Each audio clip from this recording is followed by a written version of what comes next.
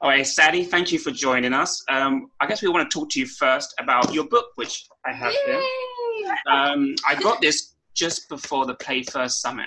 I got your book and Teacher Tom's first book, and I was reading that. I was having lots of fun, and then because art's not my strong suit, I'm very bad at art. When I was young, I used to have my mum do my art homework for me. Oh my gosh! And I take it to school, and then everyone goes, "You didn't do that." I went, "Yeah, I did." And then the work I did in class would be like nowhere near as good as what my homework was. But I want to talk about wonder art, really, because in China, a lot of our art teachers are very wonderful, amazing artists, but maybe it's the first time they've ever entered into the early childhood field. And so for them, they're approaching it more from their expertise of art, but not from the expertise of understanding young children, 3 to 6 years old. So I want to talk about your book and kind of the important things you need to do as an art teacher, really, with young children. I love that because, you know, what's interesting about my relationship to art is that I am an accidental educator. So, which is a Teacher Tom saying, which I love. I was an artist before I became an educator. And so for me, the arts in school were my life. You know, it was where I found power as a student. You know, being auditory dyslexia, give me the arts and I can, like the 100 languages, right? I could express myself. So approaching children, which is really interesting, is young children do not have the preconceived notion of what it should look like until we impose it upon them. So I think the part about the arts and young children is that it is the most natural place for children to play. Yeah. It is literally giving them materials to play with. Now, one thing I think is really important, even at a young age, and I think this comes from my personal value system of honoring and respecting young children as full citizens beside me, co-creating, co-journeying in the educational pathway, is that I give them the honor of telling them how it's used and then let them choose, right? Yeah. So that and then playing games with materials so they can see all the possibility. I like to break open their creativity. So you'll see things like one of my favorite things, in fact, I was looking for a picture for a piece that I'm putting together, is I would do things like get big sticks or poles and wrap markers on the end so that they had a 6-foot marker, you know, or a paintbrush, so they had to like navigate it and then paint. But to really know that for young children, they have the creativity to pursue materials with our trust and our setting up of the, if you will, the third teacher to hold their needs. So like if we give them soft pastels, one, you want to make sure, and again, it's really interesting. I'm just putting out a piece all about this. Like we want to look at, is it non-toxic? Is it safe? Because it's very messy. It flakes. From the hands, yeah. Right, it's all over. So we have to realize, and you know, there's that thing that some have like really fine soft pastels are going to have pigments that are toxic. So you have to buy those that have the pigments that are not. But that we facilitate it by giving them an environment that if they don't like it on their hands, we show them how. If they don't mind it, that we give them the space where it's fine to have it go everywhere, right? Yeah, I hope I'm answering your question. Yeah. Yeah. Well, one of the reasons I'm so bad at art is because since I've been teaching in China, I've always worked in schools where we had the art teacher and we had to go to art class. Yeah. And so I never really had to invest myself too much in art. I do much more in the last couple of years when I've gone more play-based and brought the art area into the classroom a lot more, rather than just, you know, we're going to make 25 Mother's Day cards, you know, we're going to much more of a, you know, you can go there anytime you want. You can use the paints anytime you want. A lot of teachers get confused about when to teach children something. So when to like just let them explore and when to show them the skills they need to take maybe their art further or take their interest further. So could you talk a bit about, you know, when you should teach and when you shouldn't teach something? Yeah, no, that's brilliant. So like let's say we'll take crayons, something as simple as crayons. Well, we can teach children and what I always did personally is in the atelier area, in the art area, is demonstrate what the crayon can do. Or if we have a meeting, I'm like, I just want to show you, I'm putting out these crayons, but here's the cool thing. You may not understand it. This crayon has magic powers. Look what happens when you put it on its side. It's like you can pick up textures all over the room. Like that's basic knowledge to us. Yeah. But children don't know it. And so you're making visible what that tool can do. Like rubbing the soft pastels that if you add water to it, it begins to blend. If they take a paper towel and scrub it, it will blend. Like there's all these things that you can begin to do. And what children do when we show them what a tool can do as a part of expressing is that they begin to cross-pollinate. Yeah. Right? And that's when the magic happens, when the wonder in the room starts popping. You're like, whoa, like there are some blog posts of mine from back in the day that were children exploring and taking things to another level. And I'm like, I had no idea you could do that. This is snap going on the blog. You're so smart. That's very important, that what children can do, but not what children should do. Yeah. Which is often where people get confused. They go, oh, you can do this with the paint, but this is what you're going to have to do. You're going to draw a flower with a green stem and, Exactly. No, and I think the thing that's so important about that open-ended, process-based art, right, that it literally adapts to the child's developmental needs. So it's not making visible the delay. It's not making visible you've introduced it too soon. It's not it's literally the child brings themselves at their level to the process. So if you give them the soft pastels or you give them the paint or whatever it is that you provide them, they're going to take it at the level that they need it for their needs. It's based on their needs, not my agenda. Yeah. Which is magnificent, right? It's like, wow. And then one of the things I love to do that I think really takes it to a whole new level is to do long-term art projects. So it's not one and done, because I love giving children the experience of working over time. So maybe the canvas starts by being painted. It dries, and then the next day they come in and they do oil pastels. Yeah. And then they pull it back down and do collage. And then they pull it back down and paint on it again. And so it's constantly evolving. And again, I think that really, again, gives children a view of what's possible over time, so that we give them spaciousness and time and art. It doesn't have to be done in 20 minutes or 30 minutes. Exactly. Yeah, what we saw is teachers always want children to finish in certain time. Like today, you're going to finish it, so I can display your work or send it home for your parents to see, because parents really obsessed with those visible learning evidence. Yeah. Actually, I think that then goes on to the next question we have about schedules.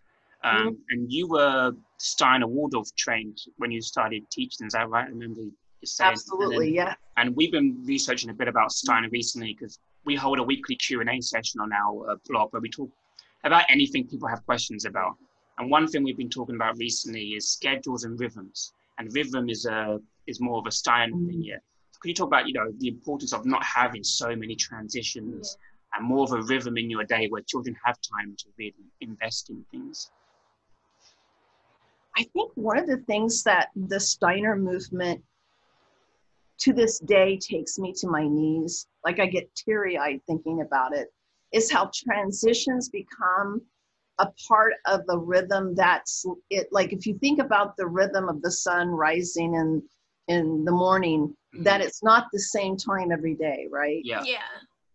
And it changes over the seasons. So our rhythms really begin to breathe with the seasons. So we're in tune. So with the Steiner perspective, it's in tune. But then the place that it gets really juicy to me is that, let's say, the rhythm of nap time. It's a custom in the Waldorf tradition that the teacher may comb the child's hair before they lay down or when they get up. That there's these touch points in the rhythm that are filled with warmth and love, tenderness, real respect. And, you know, like it's taking a moment that could be, okay, lay down on the bed and it's time for nap, you know, and here's your stuffy and your blanket. Please lay down, please. Right. Instead, it's like, you know, this beautiful space of we're just relaxing, and however it goes, and even the lighting, you know, like they do these, which I've made, hand-dyed silk curtains. And I have this picture of a Waldorf school in San Francisco in their nap room. That's this red dyed silk that the light was shining through on the children taking a nap. And it was this warm, pink, glowy room. Wow. I mean, to think that their rhythm meant changing the color of the space for nap. Yeah. Right. Like everything, every rhythm, just like the sun comes up and has a color. Every transition has a texture, a mood, an essence, a special, wondrous quality, just like the sunrise every morning. Yeah. I think that you don't hear that, you know. Yeah, everyone gets their schedules. Like, we'll do this and we'll do this next, and then we'll do this and we'll do this. It doesn't leave time for kind of there's no other word other than rhythm, like just to happen naturally, and over time it becomes part of the culture of the classroom. Right, and again, I think Waldorf education, one of my mentors, Cynthia Aldinger, talks all the time, and I love it, about spaciousness, that children need space. They don't have the same time that we have. So that when we develop a rhythm that's more like home and less like school, and, you know, at home, it's like, you know, what time's dinner? I think 6, but we'll see, you know, it might take a walk into the woods, and then, you know, so everything moves in this very moving with the texture of the moment. And I love that. I love that curtain idea too. I wish we could do that. We have these beautiful walls in our classroom, like the whole wall is windows. We have all this natural light come in, but it's very technified, our school. So we have these electric blinds that come up and down, and then they change depending on the wind. So if it gets windy, they will go up for safety. So then the kids are napping, they're sleeping, it's nice and dark. And then boom, so bright. No. And the children's rhythm, they take that as a sign of it's time to wake up now. Yeah. Exactly. Well, and the other thing I've seen, all these, like, again, the Waldorf movement is well worth investing yourself in taking a peek at what they do. Another thing I saw someone do in a public school was buy all of those little LED candles. Yeah. So like in a real Waldorf school, they light candles all the time. Like they light the candle. Yeah. So I worked in a Waldorf forest school. It was really the last position I had in 2015. And like when it was time for a meal, we used real china, real candles, real napkins, and the children helped to set the table. They got up and cleaned it up, you know, and we're talking 3-4-year-olds, and real candles being lit on the table with the children. Now, public school, you can't do that, but I've seen schools do the LED lights at mealtime, at night time. Like every child had their own little light. Again, giving something very, you know, something so simple, but it gives them a touch point, a moment that feels like, okay, this is my signal. All is well in the world. Yeah. All is good. We were going to do the Waldorf training in Hong Kong back in, when was it, March or April. Because of COVID, we were like, when we go back, we're not going to be able to travel anywhere for the summer because of the situation of the world. So we thought we'll stay in Hong Kong, which is right next to where we live and work, and then we'll do the Waldorf training. But then this COVID went on so long that it all got cancelled and we weren't able to do it. But we've been reading a lot about it because we're interested in Reggio, and we're also interested in other play-based approaches. So I guess what do you see as the similarities or differences between Reggio? Well, and this is so interesting because I chew on this a lot because I'm half Waldorf, half Reggio, right? Like I cannot go either way fully. What Waldorf is very teacher driven, and a lot of the crafts and things that come out of it are teacher driven, teacher agenda, although there's free play. So when the children are let loose, there are completely like loose parts are the name of the game for a Waldorf school. Yeah. Silks, nature, loose parts are primarily there. I mean, I've seen pieces of wood that make forts easily, like they have all the things, right, for natural play. But the one thing I see missing is following the children's interest, like really honoring the child as being a value in what we do. And a value in, like for me personally, and I always, for me, I always test against my own soul of truth. Like I always take any idea and I have to take it in and go, okay, now what's so for me? And what I know is I had someone, when I was 4 years old, looked at me and I told them my idea of what I wanted to do. And an adult, right, said, wow, that's really great. Let's do that. Let's see. What do you think you need? Like that they saw me, they heard me, and they valued me as a contributor. I would be a different person today. I might have been not such a late bloomer. It's like maybe the dark teens would not have happened. But I think for the Waldorf movement, that is lacking in it. The magic and the wonder of storytelling, of puppetry, of that free play is there, but there's nowhere for the child to lead. Yeah.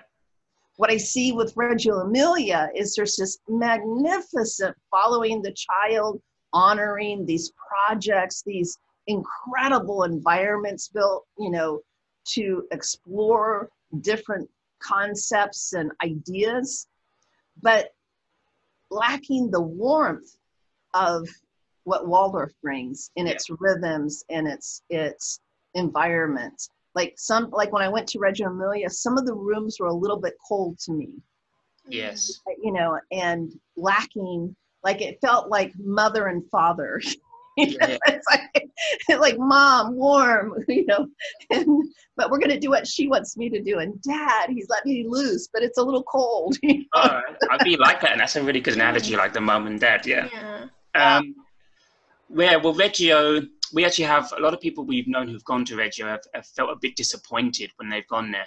Maybe for that reason, because I think a lot of people in China, Reggio is, it's private, it's expensive, it's exclusive. Whereas in Reggio, it's not. It's for the community. So they don't have the money that say the schools in China that are doing Reggio have, building $1 million worth of buildings and getting every piece of furniture they can from the most expensive childhood magazines.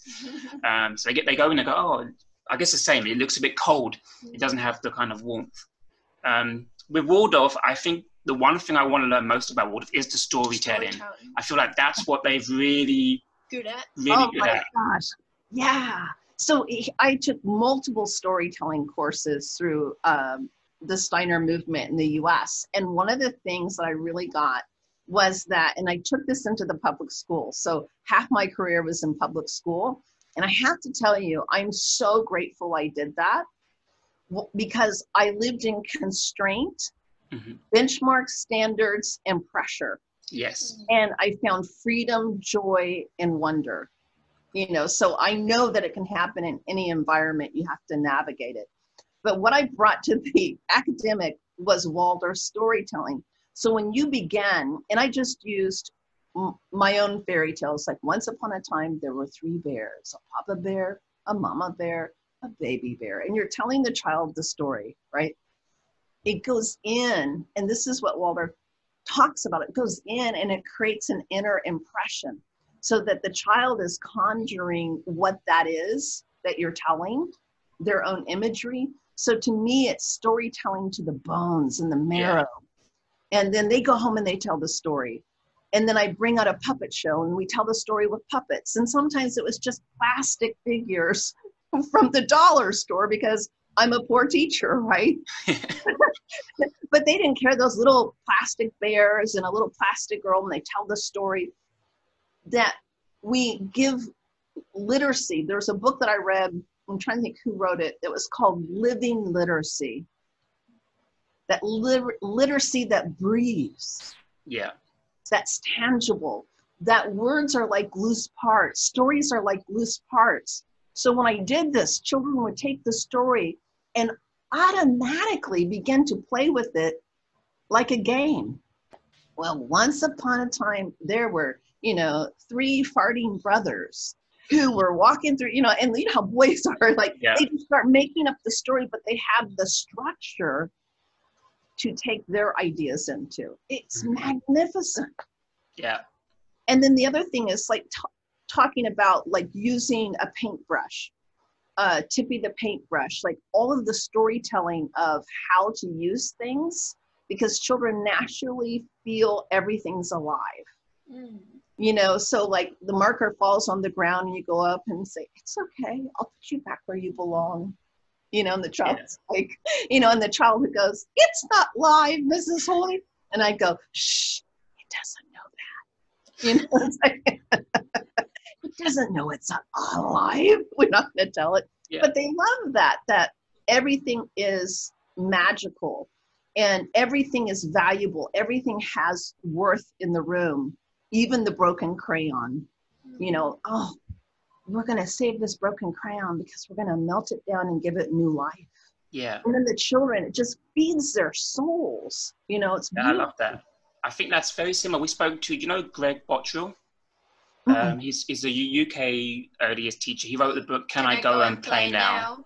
Which is a very popular book in the UK. Yeah. And we spoke to him the other day too. And he's writing a new book about what he calls the 7 sense. 7 sense in the children. The 7 sense was about how every object has like a soul, I guess, too. And so it's very, very similar stuff to, And that's what Rudolf Steiner harnessed in his understanding of the young child, this magical thinking, right? Yeah. And with that, like I did puppetry, like I had this one little puppet, was a mouse, and beautiful little mouse puppet. And I was not the one who could talk its voice because I would forget what voice it was and which one was mine, and I always messed it up. So I could never keep it straight. It was just too complicated for me. So I'd have the puppet talk to me, and I'm talking 5 and 6 year olds, right? Like, oh, Mookie, what? Oh, it's okay. Are you scared? Oh, it's all right. He's really scared. And, the children are like literally captivated by me telling them what the puppet's saying.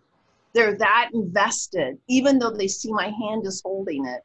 They're completely in that world. To me, that is stunning. That's stunning, what the power to activate the imagination as a force for them to blossom as human beings. Like, and I do think that Waldorf really has a honing in on that when it's done right. Really has it. The other thing I want to mention that's super important about Waldorf education is one of the things I got early on from my mentor, who was a kindergarten teacher in Denver. I went in, and this was in the 90s, to watch her, right? Because that was part of my practicum, to watch the teachers. And she was sitting there at the desk and at the long table with children, and they were had bread dough that they were making into shapes to bake and to eat for snack. And she goes, Bobby, kind hands. I'm like, she didn't look around. Like she literally had a sense of the whole room and the children in it. Like it was a mindfulness practice. She tuned in so much to the children. She knew exactly where everyone was and the sounds they were making. Yeah. And that moved me so much, and that she didn't correct through, Bobby, stop it. It was this, you know, and Yeah. it ended up, I sang all day long. And I actually damaged my vocal cords doing it. But imagine, like, it's time to pick up and go, go, go, go, go. You know, it's like you just start singing and they follow you like little, you know, it's just magic. Yeah. That I learned that if, you know, singing will do more than anything else on the planet to move children from one space to another. And they don't mind if you can sing or not. Yeah. Everyone And they don't mind them.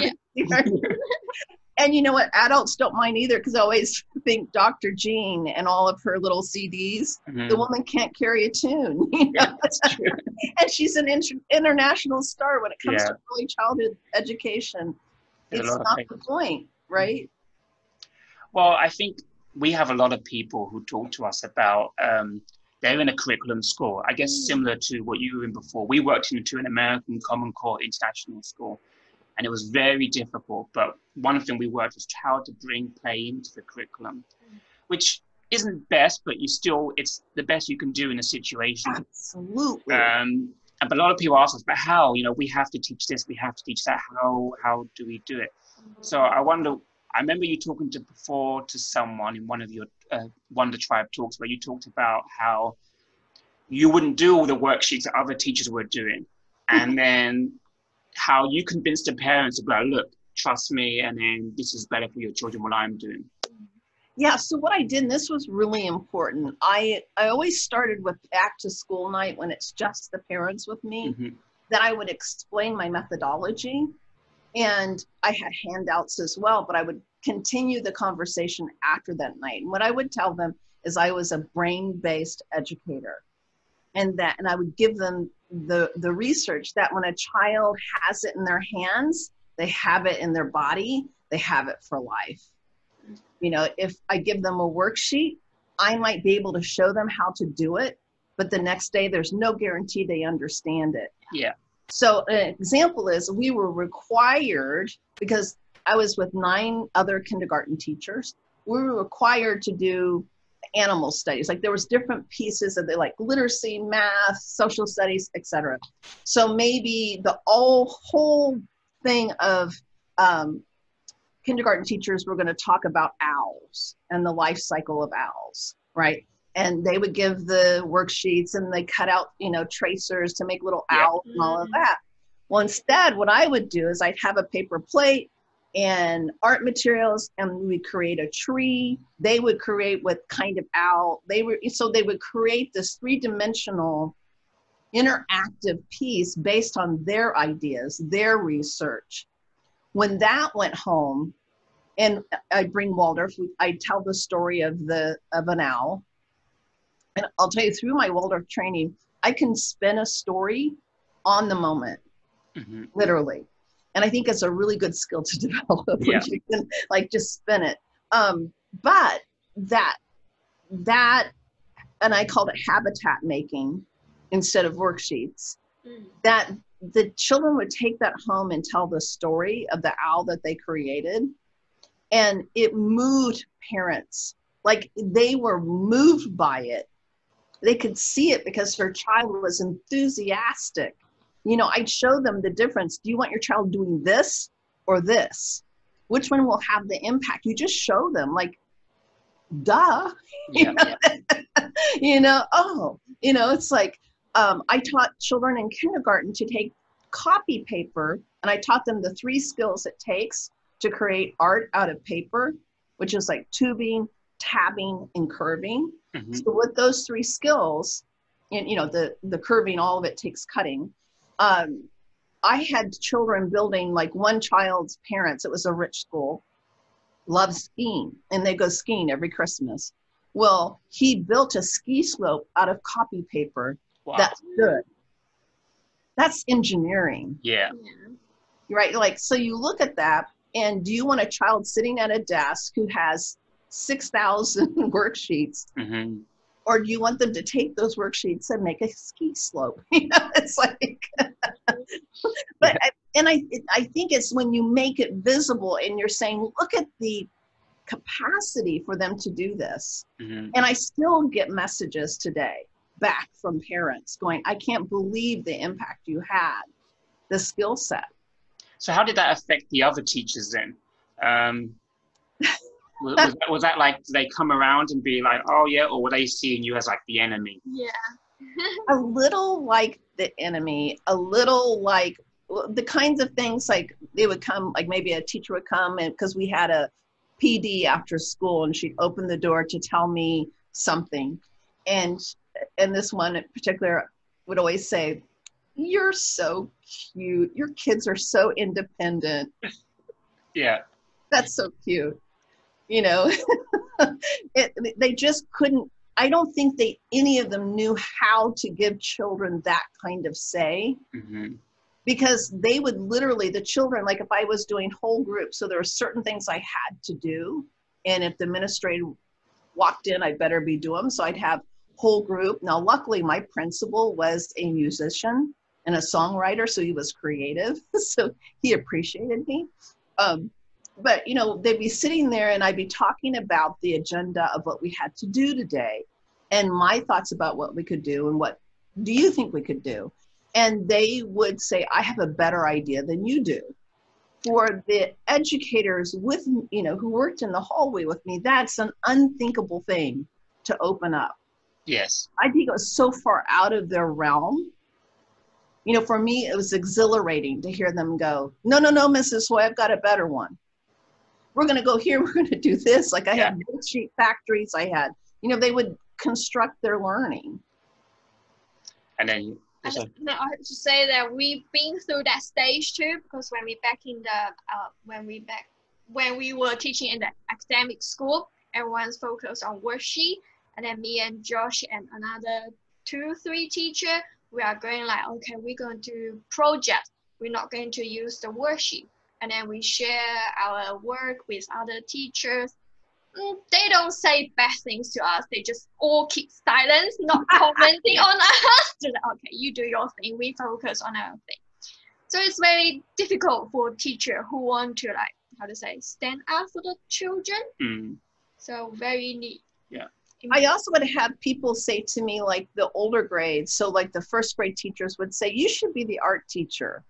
You're so creative. You should be the art teacher. So they'd want to put me like, you'd be a really good art teacher because you're so creative with the children. They saw it like creativity, not as academic learning, when it was more, and this is the thing with the brain science that I would, you know, work hard to communicate to the parents. And not that I always succeeded, but that worksheets are actually the least academic thing that you can do. Mm-hmm.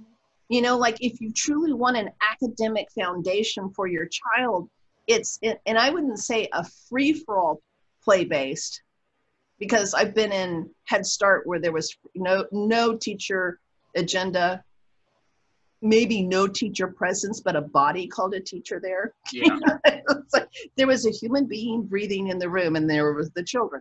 But and that's what I love about Reggio Emilia, there's a real intention of leaning into the children and getting up underneath their interest. Yes. And that, my friend, is power academically. And I think that's where a lot of teachers, maybe even parents too, get confused. They see play-based as just play with the teacher just sitting down, drinking a coffee and making sure no one's kidding themselves. And then the other spectrum, you've got the academics, you know, and you have to find that middle ground where it's very academic. Because when you go into play really deeply, some of the things the children teach you is like crazy. I had a student who knew so much about trains, and he would tell me where the fastest trains in the world were, how long it could take. And it's just kind of like, I have no idea what you're talking about. It's way over my head. I need to do my research so I can help you. Yes. And I think this goes to something that's very interesting. Is in a classroom, so like the average classroom I had 25 students in it, right? That's a lot of children in a room. And out of those 25, you have those who have deep interest walking in, like the trains or cars or whatever it is. And then you have students coming in who are shy and repressed. And you have students, like you have all of these dispositions entering the space, and a spectrum, just like we're talking about play-based to academic, from feeling they have any kind of impact in learning, feeling like they're totally impacting it all. Yeah. And I think that is the biggest challenge of teaching, is to be up underneath all of them. And it's one reason I think the project approach from, the project approach, meaning the project approach as a methodology that's been published. I'm trying to remember the name of the book. It was in the 90s when I took it up, is a perfect way to on-ramp into that kind of thinking. But I don't like that the whole class engages in one topic, because it leaves out so many children who are not really in it. Yeah. And is that happening in Reggio a lot? Because do they usually have one big project, or do they have lots of little projects? I think they have. So this is one thing with my visit with Stephanie and Lindsay that was so surprising to me, is that they had citywide projects. Oh, so wow. So there would be projects that were even going on years, which means you could see the traces of time in that project, right? Yeah. And some would last 3 years, some might last 12 years. And then there was this collaboration, like you hear about that collaboration. Well, if you think that you're all kind of in this overarching, concept, we'll say, of what was, one of them was like plant life, digital plant life or whatever, something like that. Like if you think you're dwelling in that idea over 3 or 4 years in collaboration with multiple educators, that's pretty dynamic, right? And at the same time, I could see other littler projects happening with children in classrooms. But it was not what I expected, for sure. And in the schools in Reggio, are they usually mixed age or same aged? Good question. What I saw was not mixed age, but they were able to go between classrooms. Yeah. So there was freedom. That's what I saw too. Because I read, I think it was in 100 Languages of Children, where it said, I think Malaguzzi said it, where it's better for projects to develop if children are in a similar level of their development. Right. We're in a mixed stage school, which is really good because the younger children get to learn from the older children, and the older children get to learn from younger children. But sometimes they have vastly different ideas. Yeah. So it's hard to say a good assembly or morning meeting when you've got a 5-year-old that really wants to talk about this, and you've got a 3-year-old that's not really ready to talk about this kind of stuff yet. Yeah, no, and Waldorf's the same way. It's 3 to 5, 3 to 6 years old, sometimes 3 to 7 years old in a kindergarten. So, and I do think there is something so powerful about the older child having that relationship to the youngers. Yeah. I think that's what we got a lot from Peter Gray when he talked about that in his the Sudbury Valley School, and it's like, that's the benefit. But I think often schools, they limit it. They just have like the 3, 4, and 5-year-olds mixed, but then they don't get to mix with the 6-year-olds or the 7-year-olds or the 8-year-olds. So there's very limited mixing, and I think that's where real benefit can come from. If the primary school children are playing outside, and why can't the early years children play with them too? And I think, honestly, the issue we're facing with a lot of this, and I know you'll hear the ring of truth, is it really comes from the adults' capacity to hold it. Yeah. So it makes me nervous that the 3-year-olds are on the playground with the 8-year-olds. What are the 3-year-olds going to be feeling from me? Mm-hmm. What are the 8-year-olds going to feel from me? I think that again, I go back from my own practice, even in fairy dust, it's ended up being my practice of trust and respect, that if those elements aren't there, then we have no foundation to stand on. Mm-hmm.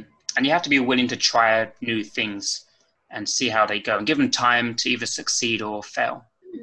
And to trust the children as collaborators in it. Yeah. Hey buddy, tell me, how's it going? I notice you're not engaging over there. I just want to make sure you're cool, Mm-hmm. Cool. Okay, cool. We got it. What? Yeah. What? It's like you just collaborate. Yeah. In our previous school, when I taught kindergarten age, so I taught the 5 and 6-year-olds, we started a thing where we'd have the 8th and 9th graders come in called reading buddies, and they would read with the children. It started off very kind of awkward, you know, the 8th graders were kind of awkward with the young children. The young children some were really confident and like trying to give them hugs, and they were like, but then over time, they stopped reading because what they were doing were becoming friends and they were talking more. And so I was looking at it and well, maybe should I go around and say, you need to be reading, this is a reading buddy time? But then I thought, no, because actually what they're doing is more valuable than say, just getting a book and helping them correctly spell a word. So I feel it takes time for things to really work.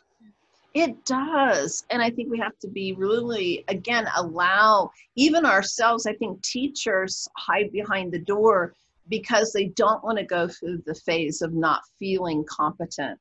You know, to go from teacher directed to collaborating with children is going to be an uncomfortable transition.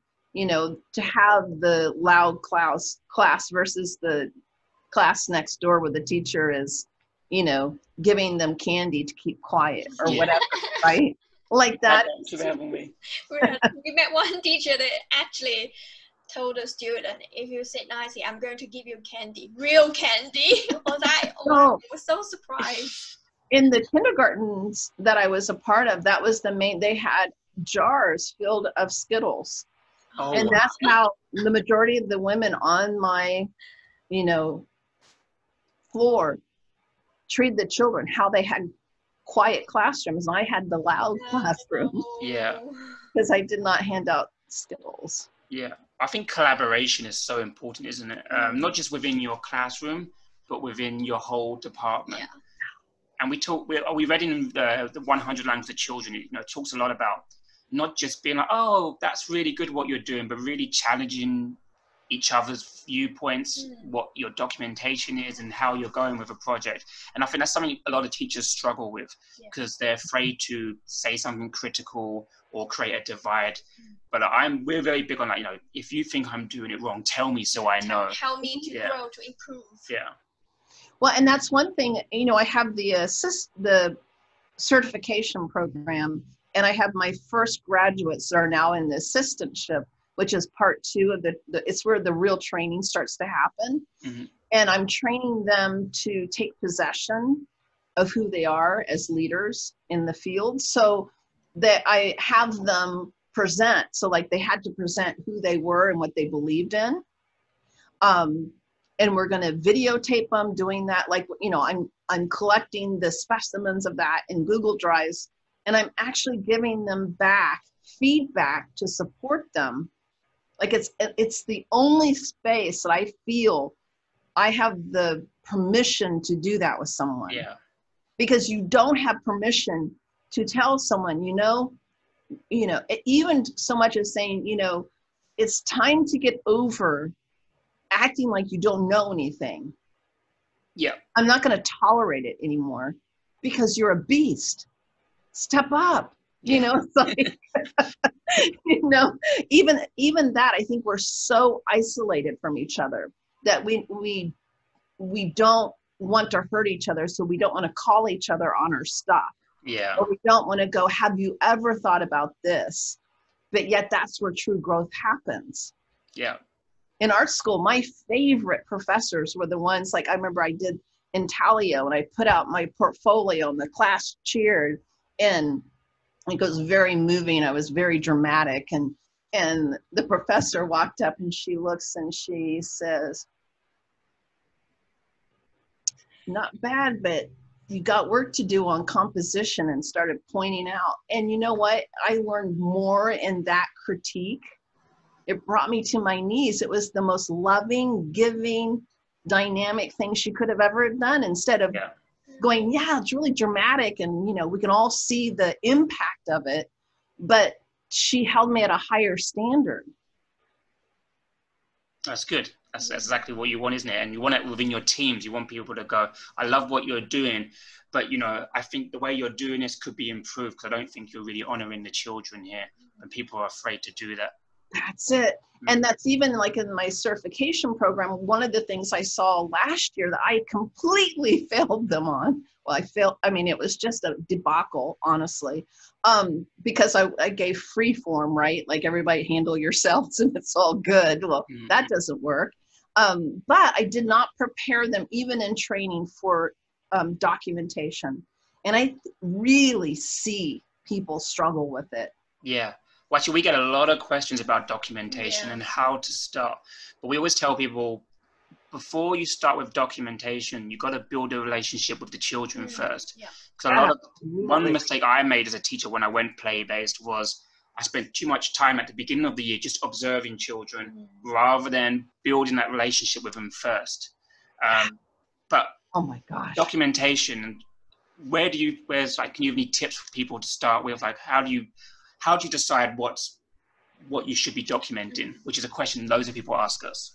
Yeah, so for me, the way it happened is that it all took place in that sense of wonder in the classroom. So like when it was like not something I had to seek, it came to me.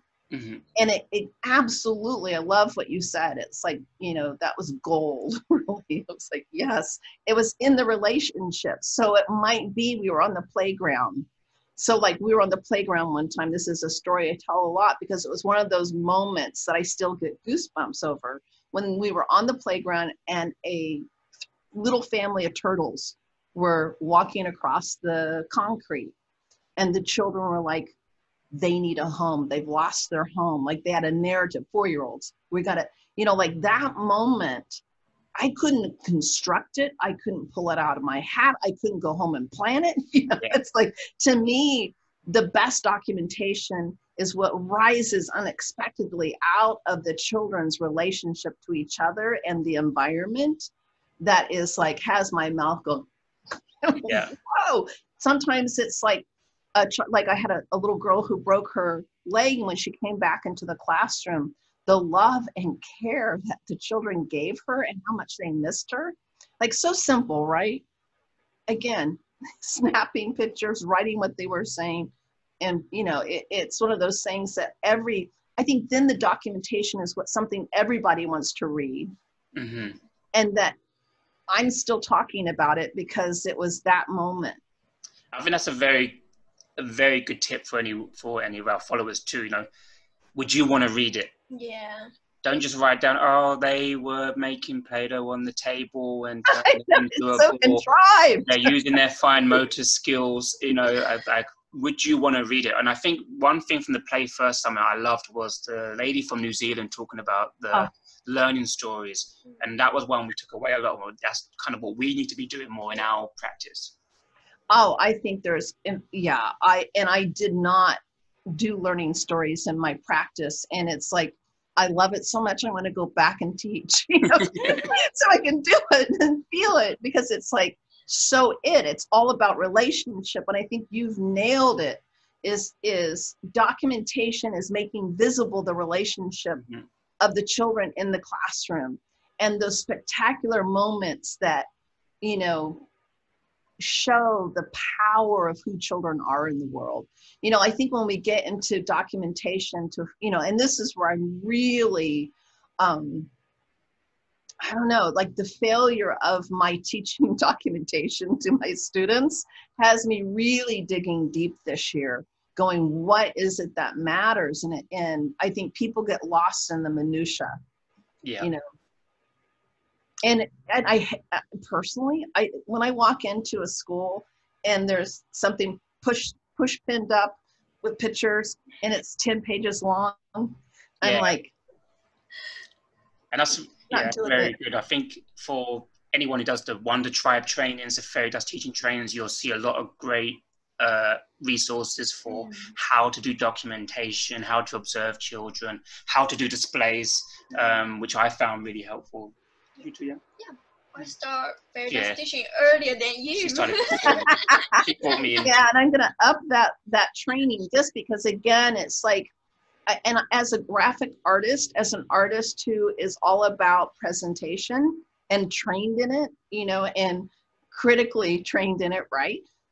I forget that not everyone has that understanding, that documentation also, to really do honor to what you witnessed and captured of the children, you want to have symmetry, or the design pull you in, to be something that is in some way a piece of art, because it is. Like I said, all of the documentation I've done that came from that place, it's what I talk about when I'm on stage. Mm-hmm. That those moments were that important, and documenting it put it in my soul. I'll never forget. I wonder what your thoughts are on, say, digital documentation versus a physical, like a portfolio. Because we've had that discussion in our school, and there's kind of pros and cons to both. With the digital, it's more friendly with in terms of the environment, not use so much paper. Children can take their work home and you can take a picture and upload it. Parents can see it more easily, but I always feel it's kind of a bit cold compared to having something physical they can touch. Yeah, you know, I shifted that on that in 2009 when one of my students' father was in Iraq. So, you know, he was in the military. And I got to meet him before he took off, and he was gone for the full year. And because I had a chance to meet him and saw him like tearing that he wasn't going to be there for his kindergarten, his daughter's kindergarten year, I did digital documentation that went out through email. And I have to tell you, it was pretty incredible. In fact, I did video, and I had a smart board in the classroom. Yeah. So the documentation would go up, and I actually, because it was digital, so this is like a positive about digital, I allowed the children to choose the photos we used and the words. So we constructed the documentation together in lifetime, and then it went off to their parents. And that process was profound. Okay, that's very interesting. It was profound. Yeah. And the impact on the families, I would say the thing with that, and then after that, and that was just a public school. After that, I went into a Reggio school, and it was all on the wall. And what I found was the parents who received it digitally were more engaged in it because it met them where they were. Yeah. And that the parents at the Reggio school never went into the classroom, really. They were just dropping off and going. No one dwelled on it. Yeah. That's interesting. So, yeah. I think, well, so we've been having to go much more digital because we've been, for the last few months, teaching through Zoom. And that's very hard to teach a 3- and 4-year-old who doesn't speak English over Zoom. And I also think the documentation in the classroom really is for, and this is what I saw in Reggio, and this is what I thought was really cool. One of the big takeaways that kind of confirmed my feeling is the documentation in the room is for the children. Yeah. Yeah. And the digital that I did was for the parents. So about one positive I got from COVID and doing distance learning was I was asking children to use the iPads. We have iPads in our classroom. We don't really use them. But I said, why don't we get the iPads out and they can take pictures of the things they like and send them to me. And so that's how they were starting to use their, I guess, documentation and picking the things they wanted. And we were doing kind of like photo challenges too. But I say, can you find 3 of something, 4 of something? And they made a display of their, like the numbers they found in the classroom through objects. So there are definitely positives. And then I guess as a parent too, you don't want a big folder like this to take home at the end of the year, do you? Where do I put it? Exactly. Oh my gosh. It's like crazy pants. Yeah. And I do think the physical portfolios of children, one thing I think is magic, just that popped in my head, is how much it's the story of the child and the power of who they are. And one of the things I always felt as an early childhood educator is one of my tasks was to make certain every parent knew the magnificence of the child they had. Yeah. That my utter belief in that child, no matter what, that I believe they were, you know, an incredible, magnificent, extraordinary human. And that portfolio was such a testimony to that. Yeah, I remember last semester, I just put some papers on the table for a story making table. And I just said to the children, if you want to make a story, you can go there, make one. There's a stapler there, you can staple it together. And not everyone did it, but there was about 5 or 6 kids that always went there. And then they made stories. If they wanted, we helped write down what was in the story for them. And then they read them to the class, they took them home. And then one dad said, I didn't know she could write stories like that. So it's like really powerful ideas. Now there's documentation. And that was a dad who was usually a bit more, you know, they wanted more learning, more academic learning. And they saw then in her natural play how much the academic welcoming brought into that too. And I think that's part of our challenge as play-based, is to always to make, like, if something happened in the classroom, I made it like I actually had a schedule of parent communications that I did, because I wanted to make sure I made visible to every parent every week something very academically powerful their child was engaged in that they may not see. Yeah. Because it was play-based or hands-on learning or whatever, you know, that it wasn't a worksheet. So how do I make visible that learning? And I think that's really important, that we own our authority in it. You know, like every public school I went to, no one challenged my classroom because I stood proud, you know. Yeah. And the proof is in the pudding. Yeah. And not, you know, I still say, and I look back at it, and this is why I can speak to educators now with absolute certainty, is that I was in a school of 1,500 students from, you know, pre-K to third grade, 9 kindergartens. I'm the only hands-on play-based one, and it's a wealthy school, not one parent complaint. Yeah. In, you know, 4 years, not one. Yeah, and what it shows you, it's, we have more power than we give ourselves credit. Yeah. And I think that's one thing that teachers who are scared about going play-based or scared about putting away the worksheets is, you know, just go for it, give it a try, show the evidence, show your research to the parents. And then when they see the children going home happier, going home more talkative too, then the parents will be happy as well. Yeah, it's like, you know, when multiple years, especially with the kindergarten, first grade level, the children's crying, refusing to leave the classroom at the end of the year, because it was a space of being honored and having voice, and they didn't want to leave it. You know, parents are looking like, the way that class was bonded, you know, it wasn't really, I think it really is when children are really given their respect. Yes. As full, I mean, again, I go back to Reggio. It's like one of those statements that I can't get over.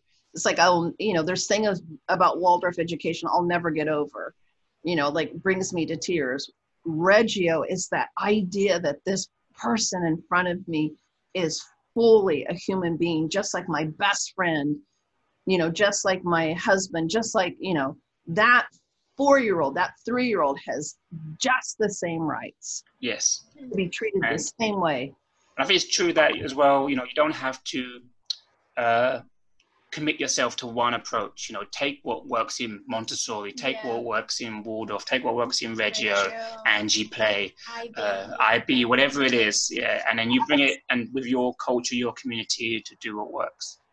And I think for personality of teacher, like I think I will never judge another teacher for their path if I don't know them. Yeah. And their personality and their disposition. And, you know, like I think this is the thing with like really getting into the other part of Reggio Emilia that I loved, was the view of the child, the view of the teacher, education, and the family. When you look at the view of the educator and you really stand in it and understand what gives your perspective, then when you see a teacher who's deeply committed to worksheets, you can understand it's just their view of being an educator, being informed by their past. And it's not something to judge, but I actually have empathy going, okay, you know, how can I help open up that perspective a little bit? Yeah. So everyone's on a different stage of their learning journey, as you will often say. Yeah, exactly. So we can have compassion and honor of each other, even if we have opposing views. I think our profession needs that. Yeah. Unification. So I was going to say, because we're almost run out of time, because we only can put 30-minute slots onto our platform. Yeah. But so I say anyone, like, go on Fairy Dust Teaching, join the Wonder Tribe. It's amazing. We've been part of it for 2 years. And every time I would do something, Mickey would go, "Oh, you could do it this way." And I go, "Where did you learn that from?" Go, "Oh, fairy dust." I'd ask her, what's coming next? Is there any exciting stuff happening?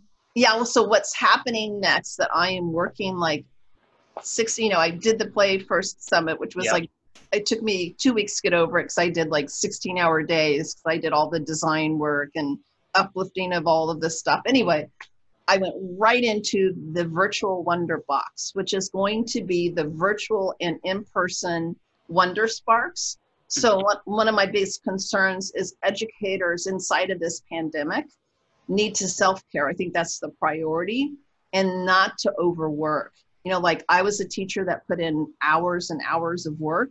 And I think we're in a time when we need to honor our own energy and our own boundaries.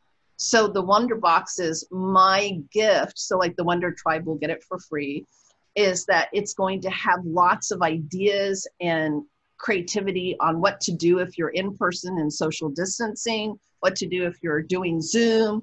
So, just pulling out all stops to have it be over the top. And we're working on the essentials box, which is introducing materials and how do you do that. And yeah, amazing. Love it. Yeah. Also, one thing I want to ask is for most of the Chinese teacher, we have lots of international schools, so those Chinese teacher, they are very good at English, but we still have a big majority of Chinese teacher work in a public kindergarten or just normal private kindergarten. Their English is not that good. So are you thinking like maybe do some training, like bilingual, like got some Chinese, those kind of thing to help them? Because in fact, I had like I said, there was a company in China that was talking to me about, they wanted to bring fairy dust to China and translate everything. And then again, they moved towards infant and toddlers, so I withdrew from it. But I'm definitely open to it. I've had, several conversations. So when I have the right partnership, I'll 100% do that. Yeah, it would be amazing because I think loads of people would jump on it. They love, in China, they love training. They love trying to learn. They're very, big on trying to do learning, especially online learning, because it's very difficult for them to travel. Not sure. Expensive to travel. It's much easier they can access online trainings. So would it be something that if fairy dust on my platform, I had a whole section in Chinese? Yeah, that they could find it. Yeah. You just get someone like translate all the document you already had, and then maybe like put on the Chinese subtitle on your original videos. That people can. Right. I was thinking like access your link in China without problem, without like any like. Yeah, we can all. That's what I was wondering. You can access it. Thinkific, where the Wonder. Yeah. It all works no problem in China. We had a session actually where all the teachers watched one of them in our library last semester. Awesome. Yeah. Why I asked you, because every time I share fairy dust teaching to other teachers, they're like, it's all English again. Well, I do. It's so funny because I feel really, in fact, with my team, we've talked about it. And one of my my main business partner is Chinese. And so her family actually does virtual learning, teaching English to Chinese, and they live in Canada. So, I have the resources. I just have to, jump. But I think it's next. The biggest thing I'm working on is the Wonder Box. Then I'm redoing the Wonder-based teaching training, and then Chinese. Yeah. Awesome. Yeah, it sounds amazing. Yeah. Thank you again. And thank you for talking with us. Yeah, oh my gosh, it was so much fun. Yeah. And thank you so much